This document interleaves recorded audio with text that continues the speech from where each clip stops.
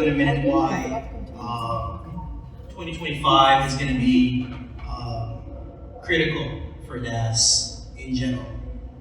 So when we talk about simplifying IT refresh, I'm making an assumption, and I think 2025 is going to be a big year for refresh for a few reasons, right? So we've actually been waiting for this big year of refresh, and we've been waiting for it for at least a year. And the reason why we've been waiting for it is because of the end of support for Windows 11. And as you know, end of support for Windows 11 is October 14th, so it's coming really fast. But we thought that the refresh would happen earlier. Last year, we expected it, but it didn't happen. And it didn't happen for a lot of reasons. People are just not comfortable spending money right now. And I believe that 2025 will be a little bit different because we're getting very close to that end of support date. Hello, everyone. So when we talk about the concept of Daas, right? And I can pretty much guarantee that if I ask 10 different people, I'll probably get 10 different definitions. So Daas could mean something for me, it could be something a little bit different for someone else, right? So some of you may have heard of Daas, some of you may have been adopting Daas for a while. But what I can tell you is it's not something new. So what is a basic definition of Daas? And I think it's a pretty simple definition that I have on board. It's basically a combination of hardware, devices, right? Software. So when I say software, it could be any type of software. It could be Office 365, it could be security software, any type of software. And the most critical part of this whole thing is lifecycle services. And when I say lifecycle services, anything that has to do with deployment, configuration, support, management, and then the retirement at the end of the life cycle.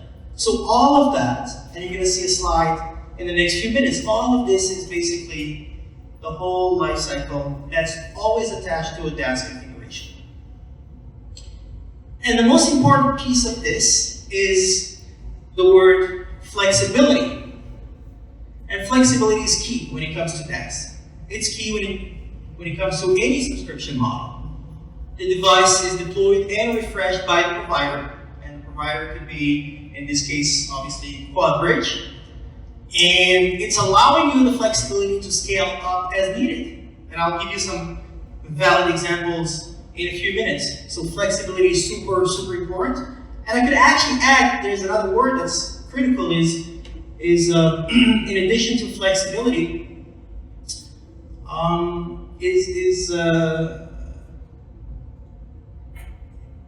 it's the fact that the user has so many options in this whole lifecycle process. Allow me to show you this in a second. So let's talk a little bit about some of the key challenges that you are facing daily, weekly, yearly. And I realize that this slide is extremely busy, but I still want to tell you a little bit about some of the key challenges that you're facing. So let's begin by acknowledging the elephant in the room. And I think we can all recognize that modern IT management has become more complex than ever. You're facing so many different challenges as folks in IT. Companies are struggling with, a mix of aging hardware and scaling infrastructure is certainly not easy, especially when you have teams that are growing within the organization. Security remains a top concern, right? And obviously, when it comes to budgeting, it's a little bit difficult. When you go see your CEO or your CFO and you're asking for a specific budget to do this or that, you often hear, well, maybe we don't have the money right now, or maybe we have to wait for next year. So getting budget for something you absolutely need is not always easy. And the reality is these challenges are not just inconvenience. They are, slowing down the productivity of the users. They are, creating security risks. They're ultimately affecting your bottom line. What device as a service allow you to do is, and these are just some of the examples that I put on the slide, scalable financing options that are flexible could free up your capital. And you've heard a million times CapEx over OpEx, and it certainly has a huge advantage. And I will tell you a little bit more about that also in the next few minutes. We've all heard CapEx versus OpEx. Certainly it has some financial and some tax benefits to any organization. When you rely on quality solutions, quality products that we make, that we manufacture. Some of you may be Lenovo folks, some of you might be using a different manufacturer, but it's important for us to recognize also that Lenovo is the #1 PC company in the world. We happen to be #1 also in Canada for a reason. So we offer best-in-class devices, and I think that's undeniable. So when you are using the latest and greatest technology, you are certainly avoiding the fact that you could be using some aging devices that can affect your productivity.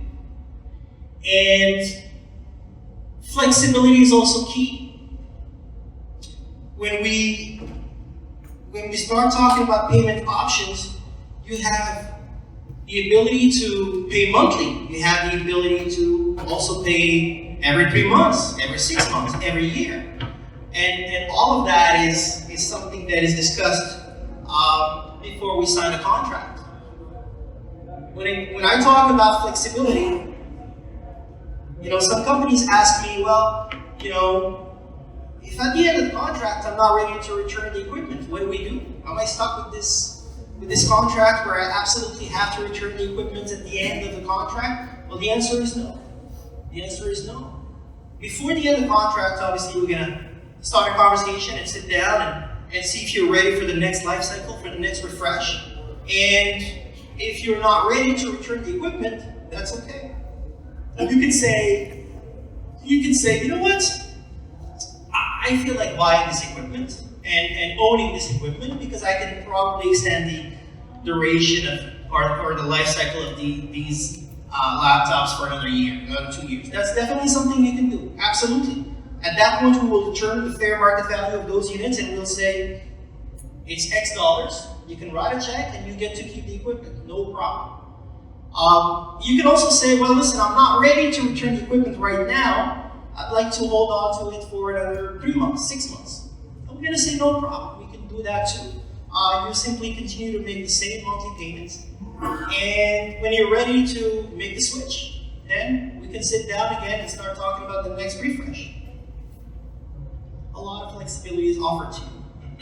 So signing a single contract is also great.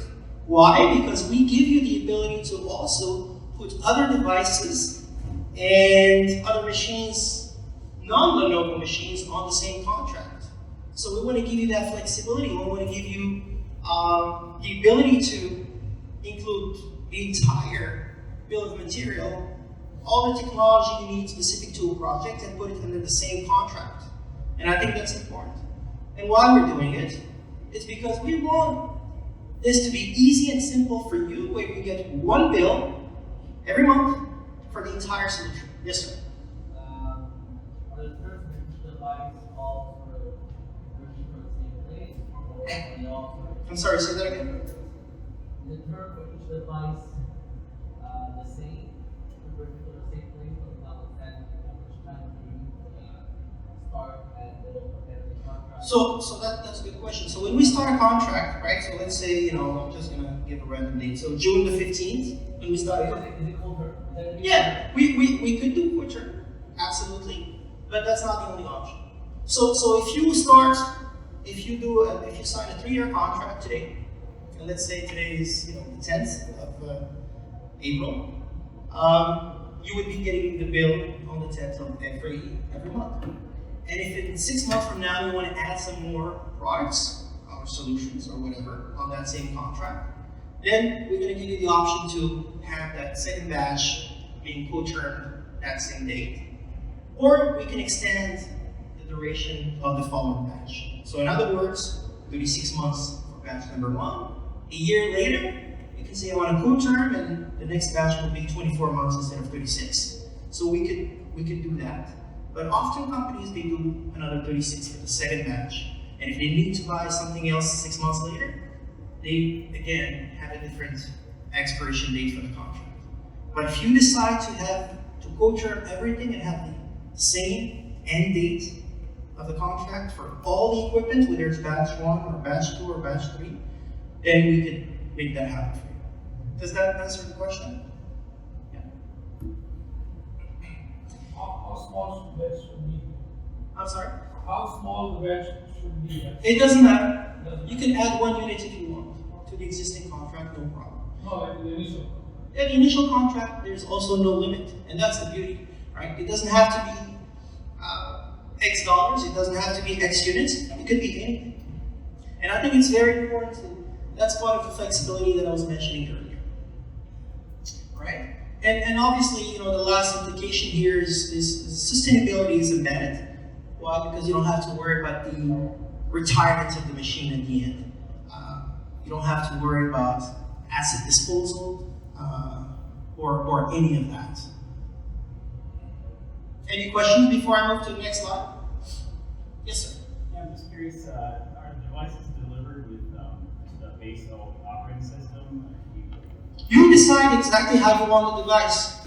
So we give you all the options. If you want to do a custom build with whatever operating system, Linux, you name it, we can do that. Are we able to provide an image? Absolutely. You can absolutely provide an image, and we can custom build it for you with the exact image that you would be providing. Any other questions before I move to the next slide? Yes, sir. Is that from the factory? So it is done from the factory when we do a custom built model. However, we also do top sellers. Top sellers are ready to go, they're on the shelf, they're ready to be shipped, and we can do the same thing using a top seller ready to go model. In that case, we won't be able to do factory services. Factory services, anything that has to do like, for example, asset tagging or any BIOS configuration, anything that is done at the factory before we seal the box, then we would require a custom built model for that, which is not unusual at all. We do, I would say, half of the deployments we do are CTOs and the other half is top sellers. And top sellers are, you have advantages and disadvantages, that will be another topic, but certainly depending on your needs, we could look at both options. So I mentioned earlier the end of support of Windows 10, and I think that's super important. And when we talk about the addressable market, I think worldwide we're talking about 250 million devices that cannot be upgraded to Windows 11 worldwide. 250 million devices. That's a lot of devices that cannot be upgraded to Windows 11. But if you look at Canada, I don't have the US numbers. My apologies for not having the US numbers. But in Canada, it is 3.3 million devices that cannot be upgraded to Windows 11. And that's huge. And about 25% of those devices are Lenovo devices. Because we own about 27-28% of the market here in Canada. So, yeah, that's close to 800,000 Lenovo devices that we have today in the market that are not upgradable to Windows 11. It's a great, it's something that we have to address. And if we wait until October, if all the customers decide to start placing orders in October, I think we're going to have a hard time shipping all the devices at once. You're probably going to be waiting more than a couple of weeks to get your units. Not to mention that the price is going to go up with all the stuff that's been happening. There's a pretty good chance that the units could cost a lot more. So I certainly would advise to start looking at options right now, and not only benefit from a reasonable price, but also have access to units a lot quicker. And if for some reason you don't necessarily have the budget right now, that's also okay, because we can probably offer you deferred payments where you wouldn't have to pay a penny for 3 months. That's also important. And you see let's face it, the reality that we live in today is that most companies are not comfortable spending money. I think that's a fact. I think we can all agree on that. And if I'm gonna go see the CEO or my CFO and say, I need budget for 2025, 2026, he might be looking at me like, I'm sorry, but times are tough. And priorities are shifting and priorities are changing. However, if you are able, because I'm assuming most of you here are in IT and not in finance, unless you're the CEO of the organization, if you present a subscription model where there's zero upfront payment, where there's a possible deferred payment, I think you have a bit better chance to get the budget you need, or to get the equipment you need, or the solution you need today. Not next year, not in 2 years, not in 3 years. And if you have 36 monthly payments, or we can even go up to 48 monthly payments, it becomes a lot more affordable, and it becomes a much better thing to position to those who are controlling the funds, the dollars, the budgets. So I think it's an opportunity for everyone to get the technology they need earlier, because I think we can all agree that most companies who even have the cash, who have the money today, are just not very comfortable spending it. They'd rather, I was going to say invest it, but even investing it is a little bit tricky right now, right? But certainly maybe keeping the cash for more critical projects. And I hate to say it, laptops and desktops are not that critical, right? I think we can all agree also that laptops and desktops are not that critical. They're important, they're super important, but they're not that critical. So if I'm the owner of a company, I would probably think twice before I spend $100,000 or $200,000 on equipment that, by the way, depreciates every single day. So do I want to spend a large amount of money upfront on equipment that depreciates every day, or do I want to put it on a spread payment where I don't have to worry about anything? And the reason why Daas is important, and I'm going to skip a couple of slides, is because all the lifecycle services that I mentioned earlier. And when I talk about lifecycle services, I mean eliminating complexity from your IT environment. And if you don't add that piece of the puzzle, then it is just a lease. Let's face it.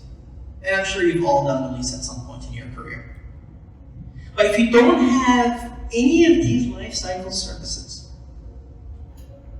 configuration could be imaging, asset tagging, encryption, BIOS configuration. The deployment is super important. You could say, well, I already have guys working for me, they can do the deployments, and that's fine. But the reality is you're all busy. You have so many projects. And I don't think any of you has unlimited budgets and unlimited resources. Let's face it. So when you don't have limited budgets and limited resources, allow us to eliminate that complexity from you. Take away that burden. And when you split that in 36 or 48 months, it becomes peanuts. It's affordable, and you have the peace of mind, you don't have to worry about that. I think it's very important to, at the very minimum, think about that. And we have a lot of reasons to to look at some of these services, which, by the way, are all optional. Everything you see here on the slide is optional. So you can still sign up for a Daas subscription model for 24, 36, or 48 months without selecting these services. But in my opinion, this just becomes a lease, right? Allow us to take away the complexity from your IT department, some of the burden from your shoulders, and let us offer you a full solution that could make a difference in your life. I've been told I only have a few minutes left. That's okay. We started a little bit late. So let me go back maybe to this slide. And as you can see, Daas is making more and more and more and more impact. 65% of tech buyers will prioritize as a service consumption models. And when you see this 26% growth year over year, right now, the Daas market is at $27 million. Not right now, 2 years ago, it was at $27 billion. By 2032, we will move up to $226 billion, but it makes perfect sense. And I think this year will be a big year for Daas. And you might be thinking, well, maybe my company is it's just not something for me. When you look at the split of different verticals or markets adopting Daas, every vertical is using it. Everyone is, including the government, including healthcare, including education. Everyone is a good candidate for this. And again, having money or having cash today is no longer a reason not to adopt Daas. I think it's something that could resonate with many different organizations. Maybe before I go over the last slide, I have quite a few, but any questions so far? Let me tell you a little bit. I'm going to wrap this up with the last, it's not the last slide, but that's the last one I will be using. Some of the financial and tax benefits that you can take advantage of. So you again, I'm sure you've heard OpEx versus CapEx a million times, and there are real benefits, tax benefits. You would be leaving money on the table if you don't use that. Operational expense is not the same thing as a capital expense, and I certainly invite you to have a conversation with your accountant or CFO. CapEx expenditures are depreciated over time. You're not going to deal with that when you're using an operational expense. And having an improved cash flow is great. So you can say, well, if I have money in the bank and I can spend it right now, but maybe this year is not the best time to spend your cash. And having fixed, predictable monthly or quarterly payments, sometimes even annual payments, that's sometimes an option too. I think it's huge. And you're reducing your financial risk, you're preserving your lines of credit, having a lower cost of ownership, having an entire team indirectly working for you, managing your whole fleet of devices, providing you all types of services, deploying your machines, could be very beneficial. And last but not least, you don't have to worry about the sustainability and ESG targets that your company may or may not have. I think that could be important too.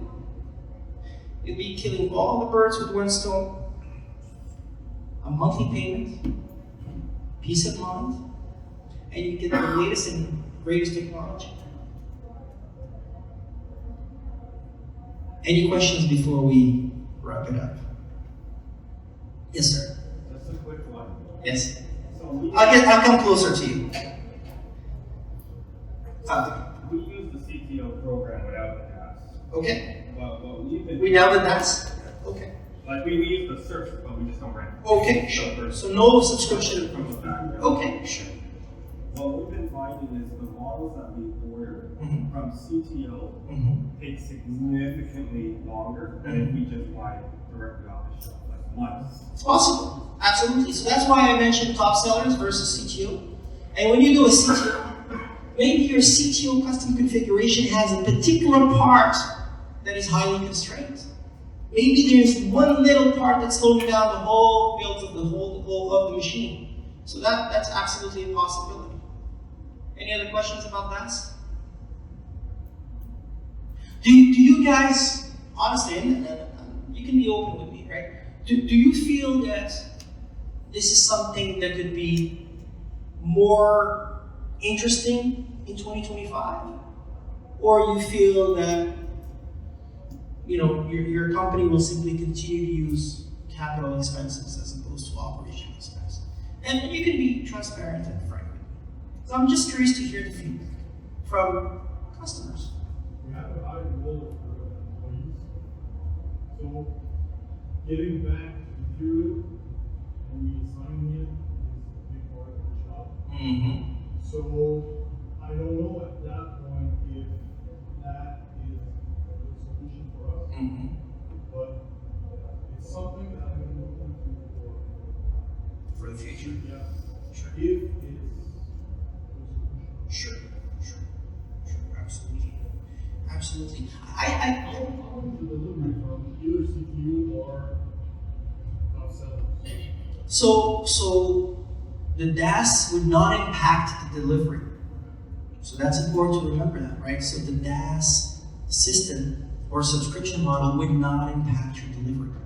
Do I, let's say you subscribe, Mm-hmm. do I still go with my regular seller or? Good question. Very good question. This is very good. So the way it works is very simple. You place your order the same way you place your order with QuadBridge, right? And we, Lenovo Financial Services, would pay QuadBridge upfront for the order, for the entire order, and then we will be collecting the payments from you. Okay? So you will still be placing your order the same way you've done it in the past. Nothing changes. Seamlessly. We will pay QuadBridge for the entire amount, and we will be collecting payments from you directly. Okay? It's all own the material. You do not own the material. Okay, so do you refresh the material at the end of the So if you sign a 3-year contract or a 4-year contract, we will be contacting you a couple of months before the end of the contract, and we can sit with you and we'll say, okay, are you ready for the next life cycle? Are you ready for the next technology?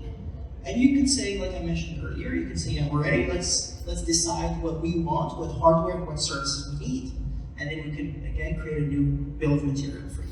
Okay, so we return the material. Absolutely, you return because it's Lenovo Financial Services who would be owning the hardware. However, like I said earlier, you have the flexibility to tell us, you know what, I think I'm just going to keep it. I like it.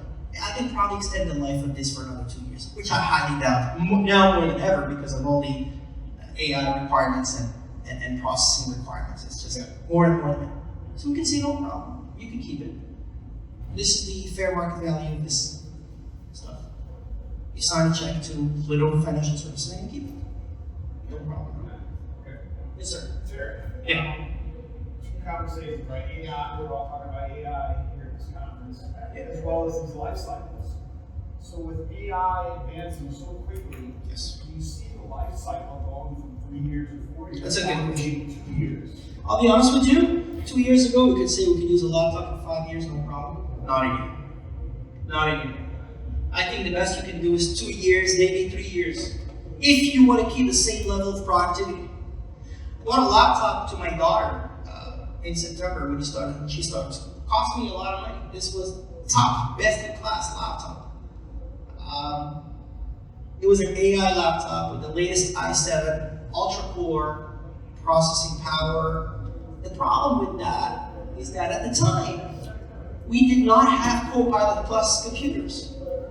So that was an AI laptop, but it was not a Copilot Plus computer. In other words, it did about 16, maybe trillion operations per second, while the requirements for a Copilot computer today is minimum 40. So I spent about $3,000 with my employee discounts, getting the best, greatest technology to my daughter. And then a few months later, I realized that that computer, which is beautiful, super fast, does not support Copilot Plus.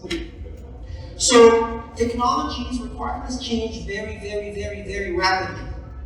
And the idea of, oh, I can keep a machine for 5 years? Not anymore. Not anymore. Not anymore. Unless your employees are just doing Word and Excel and sending emails, which I highly doubt. So can you do it 2 years? You can do it 2 years. Absolutely, you can do it 2 years. Yes, you can do it 2 years, and that would have great residual value. So that's definitely an option. I can tell you that the average is 3. 36 months is typically what people do. 36 months is we can extend it to 48 months. But then at that point, when you do 48 months, the residual value of the machines will be close to nothing. We can do it. We can show the residual. Yeah. But then what's the point of keeping a piece of hardware that turns into a brick? First of all, it's worth nothing. Second of all, you have to think about the ESG targets that we may or may not have. And disposing of assets is not easy. It's not the simplest thing in the world. You can't just put a piece of computer in the trash and walk away. I don't think so. Okay. Thank you so much for your time today, guys. I really appreciate it. Thank you.